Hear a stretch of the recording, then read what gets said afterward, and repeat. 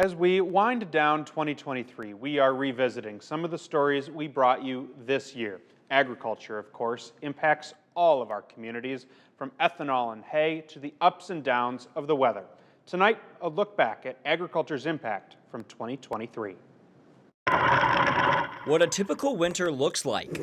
But this year, we ended the year 2022 with a rainfall deficit. It's off to a rainy start. We will benefit a lot. And rainy days are a good thing for farmers like John Maxwell. Rain means grain, and grain means income. We've actually managed to erase drought, at least status-wise, here in the Quad Cities throughout areas all along the Mississippi River. You can see the gray area around the QCA. That means there is no drought for that area. If we can just keep the rainfall coming at regular intervals and not solidly freeze the ground for a long period of time, I think we're going to be in good shape for this spring. Think of it as a basketball game.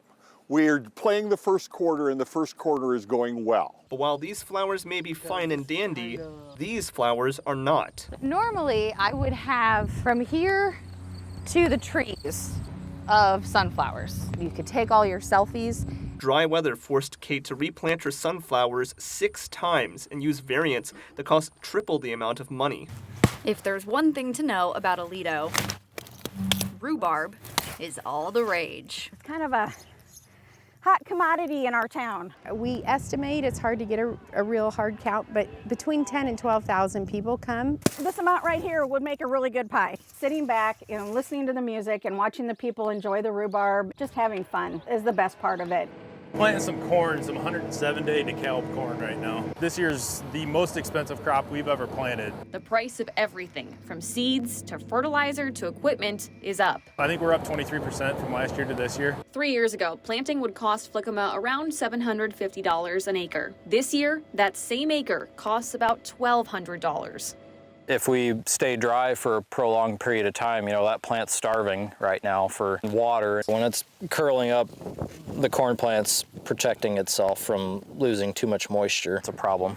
We've been up to about a month now without anything of any significance for the crops. We do have crop insurance that we can take the insurance claim on, and that won't make us whole, but that also puts money in our pocket to hopefully continue on for next year. There's other things you might not normally see on the orchard this year, too. Yeah, they look a little rough, yeah. Yeah, John Romanik's trees just aren't getting what they need this year. There's no rain in the forecast for the next 10 days, so.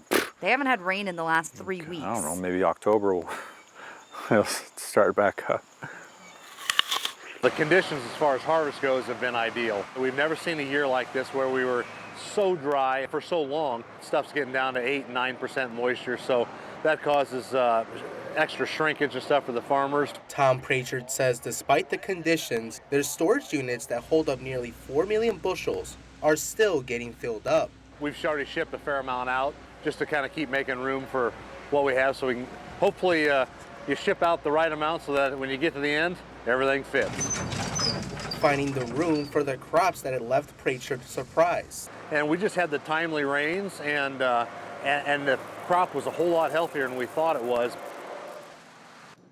Agriculture, obviously, so critical for all of us.